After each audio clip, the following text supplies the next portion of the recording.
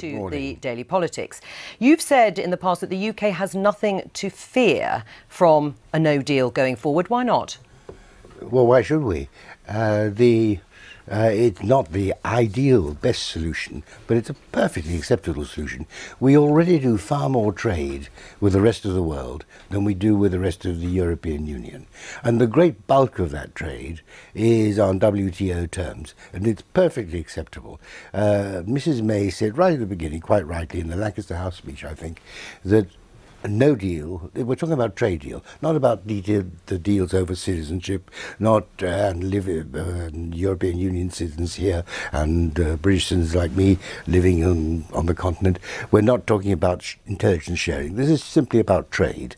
And as I say, the bulk of our trade is not with the European Union, and the non-European Union bit is growing much faster. I don't know whether you ever go shopping. You're too busy, actually. I think you'll find I do. But you will see goods from all over the world here. Right. Why do you think it would be a disaster if there was no deal, or, as James McGrory said in that clip, we were to crash out on a cliff edge?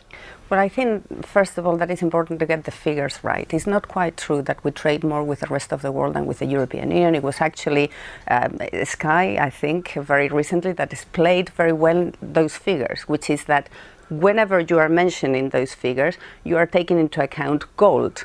And gold, which is a very substantial amount of those figures, simply transits through the UK and is not really part of the trade of the UK. In any case, I think that when you are coming to the WTO, and the effect that it would have to rely on the WTO only, it is very easy to look only at the tariffs.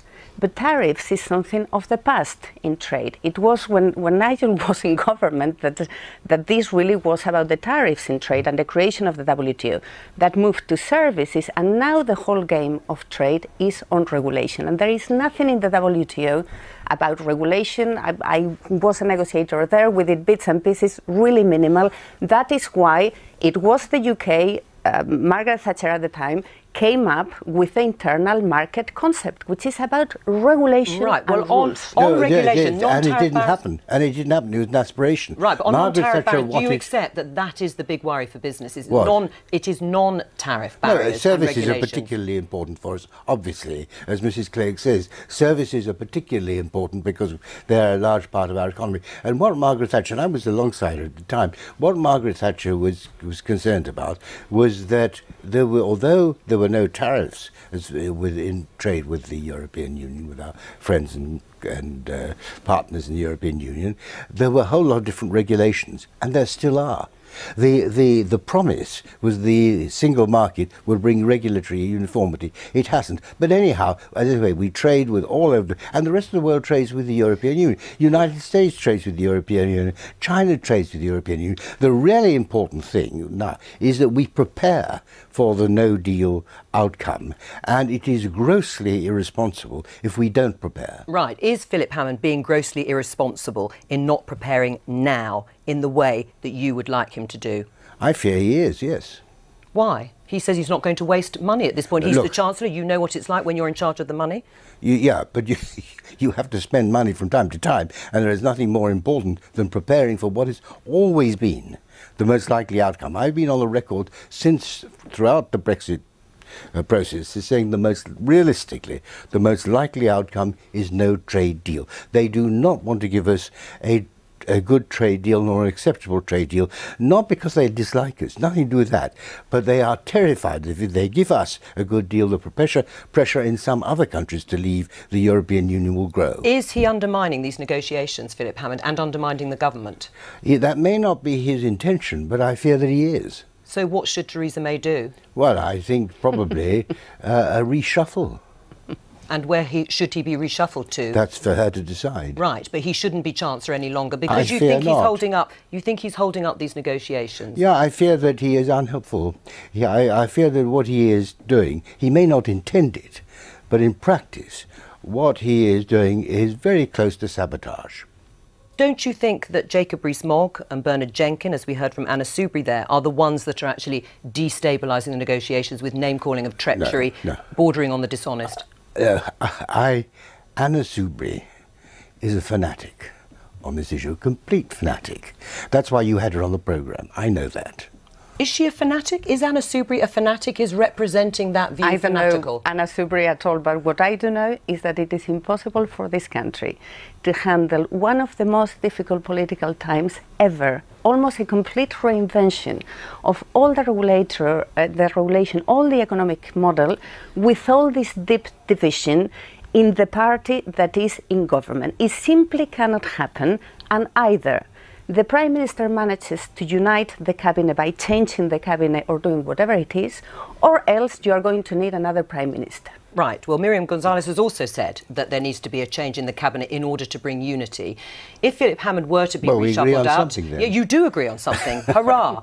If he were to be reshuffled out, Philip Hammond, who would you like to see as Chancellor who would be able to get a good deal? I am not going to answer your question for the obvious reason that A, it is Mrs May's choice, not mine, and B, that if I did say, I don't think it would be particularly helpful. Well, except you've said that Philip Hammond, you think, should be moved, so would Michael Gove be a good Chancellor? I'm sure that he is one of those who would be. Any others? No, I'm not going to go into this. On Philip Hammond saying that actually the worst case scenario of no deal, a disorderly exit, would be planes being grounded and lorries stacked up through Kent. Is that a realistic scenario? It's not realistic, with the exception of this, that if there are no contingency arrangements made, no preparations made, no money spent on preparations, then there might be difficulties of this kind. And that is why it is so irresponsible not to be making those contingency arrangements. Right. How important would it be, in your mind, Miri, if there were preparations, if there was a lot of money spent on the no-deal scenario, couldn't it work if businesses had time to prepare, that you wouldn't end up with planes being grounded or lorries stacked up through Kent? Listen, I work as a lawyer in this area, and therefore I don't really look at it so much with the political perspective, emotional and interesting as it is, but from the point of view of what business tell us. And if you ask, for example, any airline, they are all deeply concerned that trying to replace the common aviation area, which is what they deal with, is easy, it provides access in both directions. It is a really difficult thing. I cannot answer whether hypothetically, if over many years there was a really competent government and tried to change completely the country, whether that would be possible with a lot of money as well thrown into it or not. But it doesn't seem to me that what I'm seeing right now from the government goes any near that direction. Right, and if you look at the ongoing trade dispute, Nigel Lawson, between the Canadian firm Bombardier and its rival Boeing, that hardly will inspire people with confidence about this great panacea of future trade deals outside the EU. Look, there's always problems in life, for goodness sake.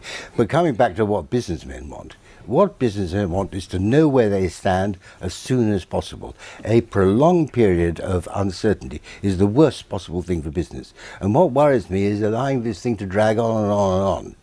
Businessmen want to know where they stand, and then they can handle it, provided, as I say, the government's made the proper preparations, and that is perfectly practicable. And you talk about airlines. Airlines fly all over the world. I mean, airlines don't fly only to the European, our friends on the European continent. No, of course, but people would be worried if they thought they were going to be grounded even for a short period period of time. Yeah, well, they're not going to be if people... You didn't frankly have the balls to put country before party.